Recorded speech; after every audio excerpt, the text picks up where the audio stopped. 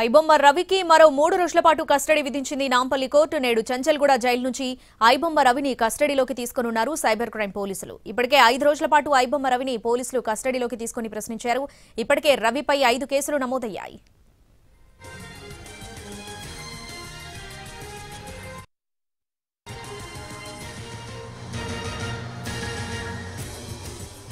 ఐబొమ్మ రవికి మరో 3 రోజుల పాటు కస్టడీ విధించింది నాంపల్లి కోర్టు. నేడు చంచల్గూడ జైలు నుంచి ఐబొమ్మ రవిని కస్టడీలోకి తీసుకొనున్నారు సైబర్ క్రైమ్ పోలీసులు. దీనికి సంబంధించి పూర్తి అప్డేట్స్ మా ప్రతినిధి కిరణ్ లైవ్ లో అందిస్తారు. కిరణ్, ఈ రోజు విచారణ ఎలా ఉండబోతుంది, డీటెయిల్స్ ఏంటి?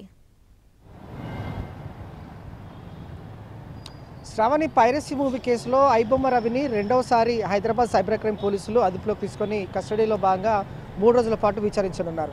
సో కొద్ది నిమిషాల క్రితమే చెంచల్గూడకు హైదరాబాద్ సైబర్ క్రైమ్ పోలీసులు వెళ్ళారు. మరికొద్దిసేపట్లో కస్టడీలోకి తీసుకొని హైదరాబాద్ సైబర్ క్రైమ్ స్టేషన్లో 3 రోజుల పాటు కూడా విచారించనున్నారు.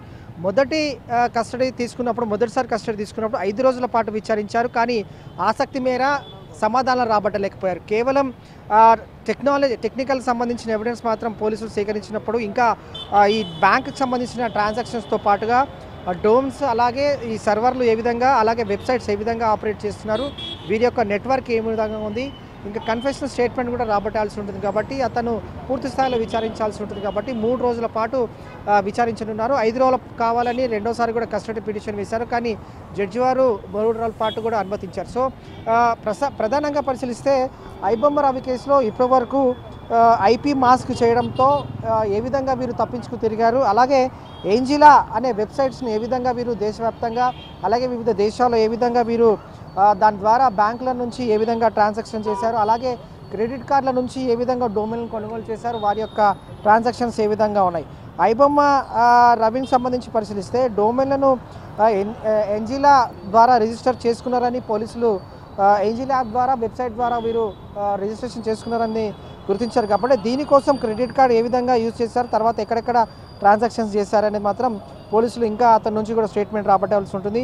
ఐబొమ్మకు సంబంధించి మూవీ పోస్టర్లను రవి స్నేహితుడు నిఖిల్ ఏ విధంగా తయారు చేశాడు, అలాగే గేమింగ్ బెట్టింగ్ యాప్ల ద్వారా, ప్రకటనల ద్వారా వచ్చిన డబ్బును యాడ్బుల్ అనే కంపెనీకి ఏ విధంగా మళ్లించారు, అలాగే అక్కడ నుండి ఏ విధంగా వీరు డాలర్ల రూపంలో డబ్బులు సేకరించారు. ఇక తనకున్న టెక్నికల్ నాలెడ్జ్తో ఐబొమ్మ రవి ఏ విధంగా ఇదంతా కూడా క్రియేట్ చేయగలిగాడు, అలాగే ఫ్రాన్స్, అమెరికా, జమైకా, అలాగే ఇటు వైజాగ్, హైదరాబాద్ కేంద్రంగా ఏ విధంగా డొమైన్ అండ్ వెబ్సైట్స్ని క్రియేట్ చేసి ఏ విధంగా ఇతరు మూవీస్ని సంబంధించి పైరసీ పాల్పడ్డారు. ఇలా అనేక కోణాలు కూడా అతని నుంచి సమాధానం రాబట్టాల్సి ఉంటుంది. కాబట్టి 3 రోజుల భాగంగా ఏంజిలా అనే వెబ్సైట్కి సంబంధించి ప్రధానంగా దృష్టి కేంద్రీకరించబోతున్నారు. అలాగే ఐపీ మాస్కి సంబంధించి కావచ్చు, అలాగే ఇటు ఐబొమ్మకు సంబంధించిన డొమైన్ సంబంధించిన రిజిస్ట్రేషన్స్ ఏ విధంగా చేశారు, అలాగే వాటి యొక్క ట్రాన్సాక్షన్స్ ఏ విధంగా ఉన్నాయి.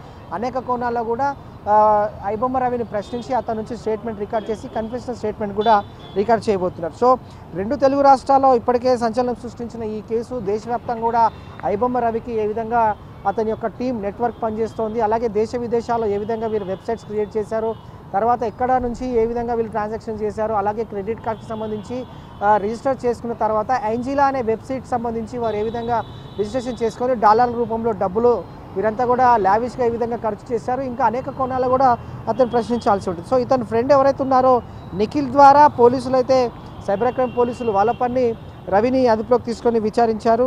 సో స్నేహితుడు నిఖిల్ ద్వారా ఐబొమ్మ రవిని ట్రాప్ చేశారు. గేమింగ్ బెట్టింగ్ యాప్ల ద్వారా ప్రకటనలు ఏ విధంగా ఇచ్చారు, ఆ డబ్బును యాడ్బుల్ అనే కంపెనీకి ఏ విధంగా మళ్లించారు, యాడ్బుల్ కంపెనీ నుంచి రవి ఏ విధంగా డాలర్ల రూపంలో డబ్బులు సంపాదించారు, ఇక టెక్నికల్ ఎవిడెన్స్ ఏంటి ఉంది, తర్వాత ఐపీ మాస్కి సంబంధించి వీరంతా కూడా తప్పించుకొని తిరగడం అది ఏ విధంగా వీరికి సహకరించింది, ఇక అనేక కోణాలు కూడా ఐబొమ్మ రవిని విచారించి అతని నుంచి స్టేట్మెంట్ రికార్డ్ చేయాల్సి ఉంటుంది. సో మరికొద్దిసేపట్లో రవిని సైబర్ క్రైమ్ పోలీస్ స్టేషన్ తీసుకురానున్నారు. చెంచల్గూడ జైలు నుంచి అదుపులోకి తీసుకున్న తర్వాత అతనికి మెడికల్ పరీక్షలు నిర్వహించిన తర్వాత నేరుగా హైదరాబాద్ సైబర్ క్రైమ్ పోలీస్ స్టేషన్కి తీసుకురానుంటారు. సో ఈ రోజు నుంచి 3 రోజుల పాటు, అంటే శనివారం వరకు కూడా 3 రోజులు సమయం ఇచ్చారు జడ్జి వారు.